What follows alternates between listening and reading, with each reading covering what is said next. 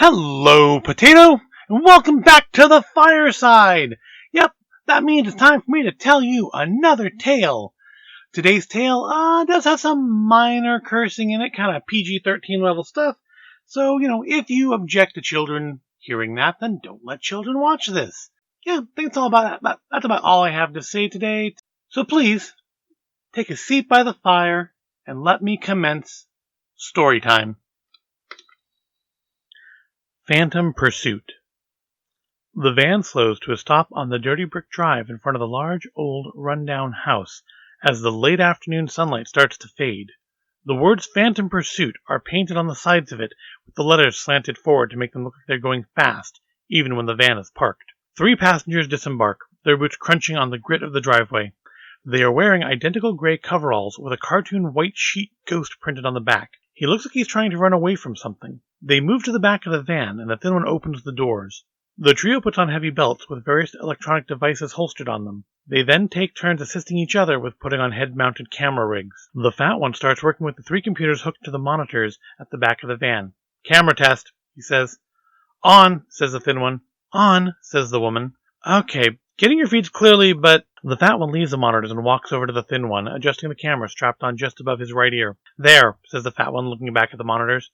"You wrangled down too far. All I was getting was ground." "All right," says the thin one. "Let's shoot the intro before it gets too dark." The fat one grabs a handheld camera from the van, and he and the thin one move back so that the front of the old house and the Phantom Pursuit van can both be in the background of the shot. The woman moves to stand behind the fat one, out of view of the camera. "Okay, 3, 2, go," says the fat one, pointing the camera at the thin one. "Hello, and welcome to another episode of Phantom Pursuit," says the thin one in a slightly richer voice than he'd been using a minute before. "This week, we're at the Braithwell Manor, and yes, that is Braithwell as in the Braithwell Paper Company." The thin one scratches his nose as he talks. "Braithwell Manor has sat vacant for nearly 30 years due to the mysterious circumstances under which the house was vacated, but tonight, we will take you inside to find out the truth for ourselves." The thin one drops the voice. "There, how was that?" "Good, but let's get another one, and this time keep your hands away from your nose." They shoot 3 more takes before the fat one is satisfied. He then urges the woman quickly up to the porch to record her part. "Braithwell Manor has stood vacant for nearly 30 years since the unexplained disappearance of Reginald Braithwell III, his wife Ariana, and their children Susanna and Reginald IV in 1984. One night, they simply vanished without a trace. Some say it's because the home was built atop an Indian burial ground, and that night the spirits rose up and dragged the whole family to the afterlife as revenge for desecrating their sacred land. They say that the spirits of this family still walk the halls of this once fabulous home, unaware that they've even passed on." The woman continues making flirty eyes at the camera. "We asked the Braithwell family for more detail." She breaks character for a moment.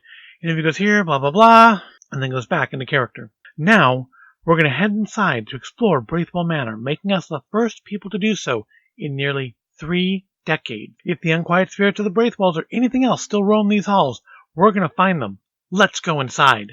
"Okay," says the fat one. "I think that was too dark. Let me get some lights on you." The fat one removes work lights from the van and sets them up on the ground, shining them up onto the porch before doing 3 more takes with the woman, and then packing the lights back into the van. "All right, we ready to head in?" asks the thin one. "Camera still working?" "Yeah," says the fat one from the monitors at the back of the van. "Gray and spiffy." "So, was this really an Indian burial ground?" the woman asks. "No, but just saying that they chopped down old growth trees to build it is only spooky to eco-freaks," the thin one says. Pulling a key from one of the pockets of his coveralls, the thin one lets the trio of investigators inside. The entryway of the mansion is dark, lit only by moonlight coming through the windows. "I hate this part," says the woman. "Can't see shit." "Just let your eyes adjust," the thin one says. "And stay in character. This is all recording," the fat one chastises her. "And watch it with the swearing. We should only be bleeping things when something spooky happens." Yeah. She pitches her voice lower and sexier. "Better." "Indeedy," says the fat one. "Let's move in farther," says the thin one, and heads off to the right. He narrates what he sees as he goes, describing dust-covered drop cloths protecting the unseen antique furnishings beneath them. And through here should be the dining room, and then the kitchen. As they move their way through the dining room, the men and women slowly sweep their heads back and forth over the white shapes of the covered table and chairs and covered curio and china cabinets along the walls. They hope to catch something on video that they don't notice with their eyes. The kitchen is not as well preserved as the other rooms on the ground floor. The counters and their old appliances, microwave, mixer, blender, toaster, sit uncovered and unprotected from years of dust. The fat one spots something on the counter. "Is that a pie?" he asks, pointing to what appears to be a pie with a lattice crust. "Is that an apple pie?" The thin one walks over to the counter and picks up the pie, stirring the accumulated dust from top of it. It's tin, he says, turning it over so the woman and the fat one can see the inside is hollow. Oh, says the fat one disappointedly. Oh, the thin one mocks. Oh, what, were you going to eat a 30-year-old apple pie? I thought it was interesting, the fat one says, and I am hungry. Ooh, shocker, replies the girl with a giggle. We ate just 2 hours ago, the thin one says, sounding annoyed. What if it had been real, though? The woman asks, still giggling. What if the ghosts baked us a pie? Okay, says the thin one, using his deeper voice again. Let's split up and take some readings. I'll check the rest of this floor. You, he points to the woman, go upstairs, and you, he points to the fat one, go to the basement. The trio splits up, and the fat one heads to the basement door. Even with his eyes adjusted to the darkness, he cannot see in pitch black. He pulls a red flashlight from his belt and turns it on. The light is weak, but it allows him to see well enough to move around. The fat one descends the stairs into the basement, slowly. Halfway down, he lets out a scream, not because of anything he sees, but because the next step is missing. He drops the flashlight and grabs onto the handrail running along the wall to keep himself from tumbling forward. Did one of you just scream? The thin one's voice floats up from the walkie-talkie holster to the fat one's belt. I'm okay here, the woman responds. I almost fell down the stairs, the fat one says into the walkie, but I'm fine, thanks. The fat one carefully makes his way down the rest of the stairs towards where his light landed, holding onto the handrail the whole way in case there are any other unseen obstacles. Once he's safely at the bottom of the stairs, he kneels down to retrieve his light from the floor. He sees movement out of the corner of his eye and quickly turns his head and torch towards it. In the dim red light, he sees a figure hunched over and staring at him. He gasps and recoils away, losing his balance and falling onto his back on the dusty floor. He scrambles away as fast as he can, his butt leaving a wide trail in the dust. The hunched-over figure also backs away violently, losing his own balance and scrambling away. It seems to be just as afraid of him as he is of it.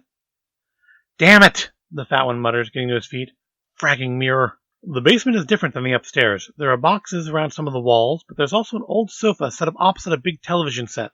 Okay, I'm in the basement now, the fat one narrates, and it's not what I was expecting. It looks like this was some sort of TV room, but nothing down here is protected with drop cloths. I wonder if something kept people out of here so they couldn't cover these items. It looks like everything down here has remained undisturbed, though. There must be something very strong here to keep even the burglars and vandals out. The fat one moves closer to the couch, sweeping the light back and forth, tracking where he's looking. This is probably where the Braithwell children, Suzanne and Reginald IV, would sit and watch TV and... What's this? The fat one crouches down to look at a cord sticking out from under the door of a tall, narrow cabinet sitting next to the old wood-encased television. He opens the door and gasps. Putting his walkie to his mouth, he says, Guys, you'll never guess what I just found! If it's 30-year-old Cheetos, I would advise you against eating them, says the thin one. Ha ha, no! They have it in television! That's great, says the thin one dryly. If we start a spin-off called Old Electronics Pursuit, we can use footage of that. So then you're not interested in the top-loading VCR? No. Guys, I think something's up here, says the woman. Any readings? Says the fat one. Temperature seems steady, she pauses while switching instruments on her belt. Nothing on the EM. What do you hear? Movement, the woman says, looking at the empty hallway. She sees old wallpaper peeling and picture frames whose images are completely obscured by layers of dust. Rats, maybe? Says the fat one.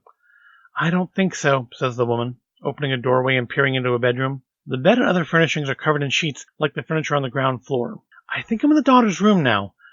I think the walls are pink in here anyway, and that's definitely a Cyndi Lauper poster. She perks her head up as she hears movement noise again. She turns around and looks out into the hallway to see what caused it, but she's still alone. Did one of you come upstairs? No, says the thin one. Wow, they have a VHS cassette of last summer, says the fat one. You can get at least $50 for this online. The woman moves back into the hallway, walking slowly to the next door. This one opens on a bathroom. She can see a pair of long, disused toothbrushes hanging from a little rack over the sink. She hears movement again, a sort of sliding noise followed by what may be a door closing. Guys, there's definitely something up here, the woman says. Can someone please come up and look with me? On the way, the thin one says. Coming, says the fat one. The woman waits until she hears two pairs of feet noisily thumping their way up the stairs down the hall behind her. Have you heard anything else? The thin one asks. Yes, I think it may be coming from the end of the hall, the woman says, pointing to the door ahead of her. It's being illuminated by a beam of moonlight through the window. All right, says the fat one. We're going to finally get some good evidence. Or we're going to find a homeless person, says the thin one. Together, the phantom pursuers move to the end of the hallway as quietly as possible. It takes a bit of effort for the fat one to open the door, as it has become slightly warped over the years, and all three of them cautiously look into the large master bedroom. They see the shrouded shapes of a bed, a vanity, dressers, and nightstands. This must have been the bedroom of Ariana and Reginald, the thin one says. It looks undistant, starts the fat one, but he cuts himself off when he hears a noise, movement, but muffled. Accompanying the movement is a muffled "onk" sound. Hello? Says the thin one. If you're here, please make yourself known to us. Onk! The woman points to the closet, and the others nod in agreement. They cross the room as quietly as possible. Some of the floorboards creak as they step on them. The thin one reaches out to grasp the doorknob, turns it slowly, and then yanks the closet door open. From between the hangers, with the old, dusty, decaying clothes on them, a white shape launches itself at the group. "Onk! Onk! Onk! Onk!" The shape yells as it passes between them while they recoil in fear and surprise. The shape begins to bounce around the room. The men and women scream, the fat one may have soiled his pants, and they run, practically shoving each other out of the way as they race for the stairs and then out the front door into the night, where they stop only once they have reached the safety of their van. "That was simply marvelous, dear," Ariana says as we watch through the window as the Phantom Pursuit team talk animatedly to each other. "Don't compliment me," I reply. "I only set up the mirror. It was Susie and Reggie who thought of putting the goose in the closet. I still would like to know where they got the goose from." "The pond out back, I believe," Ariana says. "So what should we do if they decide to come back in?" "I think we should drop something on the thin one's head." And that was Phantom Pursuit. Sorry if my voice sounds a little rough today. I don't know what's wrong with it. Just can't seem to get it smooth today. Anyway, back to talking about the story. Yes, this is another clever fiction story. The prompt on this one was dust, goose, and apple pie. Obviously, the apple pie I had to wedge in there a little bit more than the other things. I think I wrote this probably at the height of all those like ghost chaser type shows. I don't remember what they were all called. I just remember that they were all rubbish, and I believe in ghosts. But still, those shows never showed one. Not too much else to say about this one. Just thought it was a little bit of a more humorous story. I know I've done some heavier ones, and I will probably do some heavier ones still. But that's going to do it for today. Thank you for joining me by the fire. I hope you have enjoyed this, and I hope you have yourself a nice little day. If you did enjoy this story, please give it a like, and don't forget to subscribe to the channel so you can see more things like this and other stupid things not like this. Thank you for watching, and I will see you in the next video.